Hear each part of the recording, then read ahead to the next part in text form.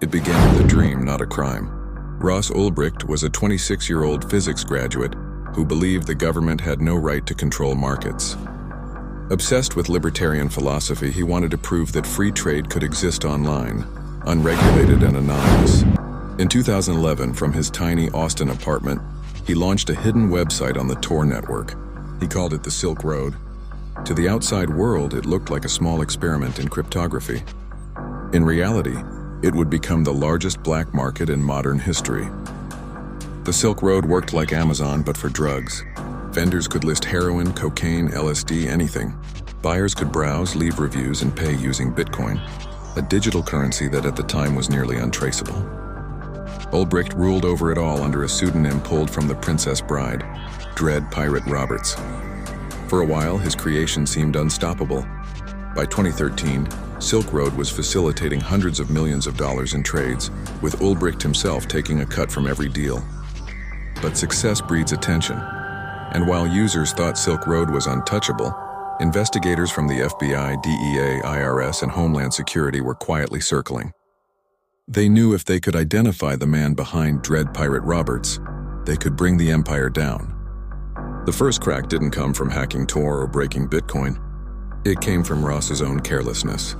Years before Silk Road exploded, a user named Altoid had promoted the site on a public forum and left behind a contact email, rosselbrichtigmail.com. That tiny mistake became the first breadcrumb in a trail that would slowly unravel the biggest black market on the internet.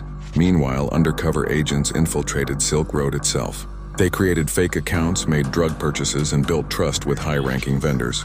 Jared Deryegiayan, a Homeland Security agent, spent months pretending to be a Silk Road insider, gathering intelligence one message at a time. The site's reputation system, designed to protect buyers, was being used by the FBI to build evidence. At the same time, cyber forensics teams traced Silk Road's hidden servers. Despite Tor's protections, misconfigurations led investigators to hosting providers in Iceland. Warrants were served, servers were imaged, and investigators suddenly had access to logs and back-end data. For the first time, they could see administrator commands, timestamps, and chat histories that pointed directly to Ross. Still, the FBI needed a smoking gun, and they found it in San Francisco. By late 2013, Ross had moved there and was living under a cloud of paranoia. He carried his laptop everywhere, terrified of losing access to the empire he built. The FBI knew they had one chance. They needed to catch him with the Silk Road control panel open. If he closed the lid, everything could be encrypted in seconds. On October 2, 2013,